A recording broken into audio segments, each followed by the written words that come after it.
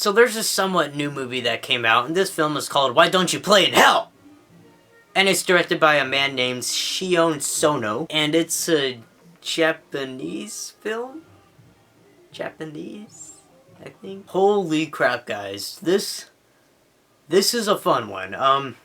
How to describe it? Well, I really don't know how to describe it, so I'm just gonna read you guys the Rotten Tomatoes plot here, but it says, 10 years ago, the Kitagawa Yakuza clan attacked the Muto Yakuza clan at Muto's own home, only to have Muto's wife fight back. This unexpectedly left the Kitagawa clan in shambles, with their top hitman, Ikegami, wounded, and Muto's wife in prison. Alright, I'll just describe it to you myself. So yeah, as you know, there's two clans in this film. They don't like each other. They're often fighting a lot. And, yeah, there's that side of the story. Another side of the story follows a group of young, aspiring filmmakers who, you know, want to grow up and be filmmakers. So they go around with the camera, and their main objective is to film the greatest action film ever made, as quoted by the leader of that group. And their group is called the Fuck Bombers. And pretty awesome name, right? Almost like the Sex Bomb from Scott Pilgrim, but I think I like the Fuck Bombers more, and I think I like saying it more. But yeah, anyways, so you have the story of the two clans who don't like each other, and you also had the story of these filmmakers who want to create the greatest action film ever made. Now, you have these two stories, and somehow, at one point through the film, these two stories kind of combined into probably one of the best, over-the-top, goriest, bloodiest climaxes I've ever seen in a film. It's pretty good. It's pretty great stuff. Now, the entirety of the story is way too long for me to explain the whole thing, and besides, I don't really want to spoil much for you guys anyways. I just want you guys to go into this movie completely open-minded, just to expect a really crazy Japanese movie as usual. I don't know why I'm doing this with my hand, but I'm gonna keep good. I'm gonna keep doing it. This film is very long. It's 130 minutes, which is 2 hours and 10 minutes, and it's quite a lengthy film. But holy crap, I had a really great time watching this movie, guys. I highly suggest you guys go and check out this film. Forgot what that was called. It's called a film.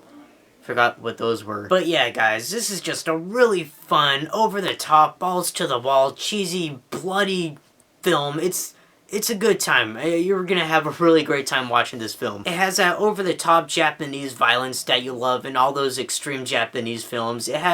It's really funny. Honestly, this is funnier than most American comedies that come out today. I'm just saying, this film was pretty hilarious. And I found myself laughing quite a lot throughout this film, but I think I was just laughing at how absurd this film is. I really don't want to give anything away, but you have to check out this film. It's definitely one of the best films that came out in 2014, I would say. I had a really good time watching this movie. I just can't express to you enough how much you need to go and watch this film.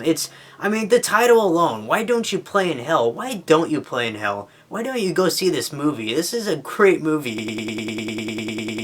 It's honestly one of the funnest times I've had watching a movie in quite a while, and that is one of the biggest compliments I can give it. Plus, I love the whole filmmakers trying to go big aspect to it, because I love movies like those where, you know, there's filmmakers and they're trying to, you know, make a big film, because I can relate. I want to be a filmmaker one day, and I'm just watching these guys like, yep, that's me. This film is very bloody, especially towards the end. And like I said, the ending is just the best thing about this film. It's just balls to the wall, non-stop blood and gore. Just, it's so great. But yeah, this is a very weird film. I mean, I know what you would expect from a Japanese film, but this one's weird.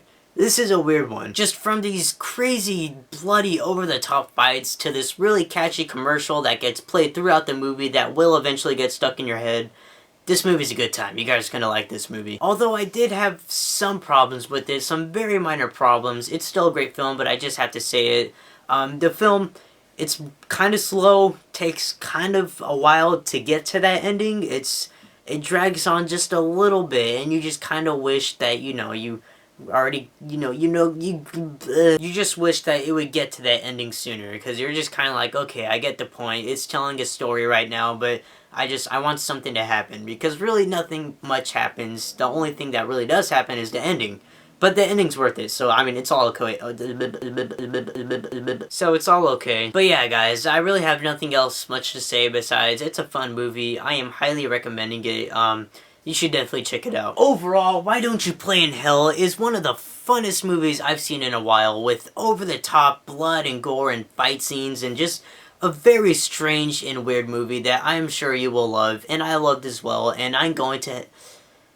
Wow, I cannot talk today. I'm going to give this film a 4 out of 5. Like I said, the film is very slow and it drags on all the way to the end, which is the big part that you're mainly waiting for, but other than that, it's a fun time. Like I said, check it out. Highly recommending it. One of the best of 2014. Just watch it. It's a great time. And that is it for my review of Why Don't You Play in Hell. Thank you guys so much for watching. I'm Jacob Palacio, and I will see you guys later.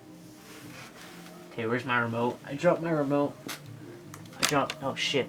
Dropped my remote. Alright, bye.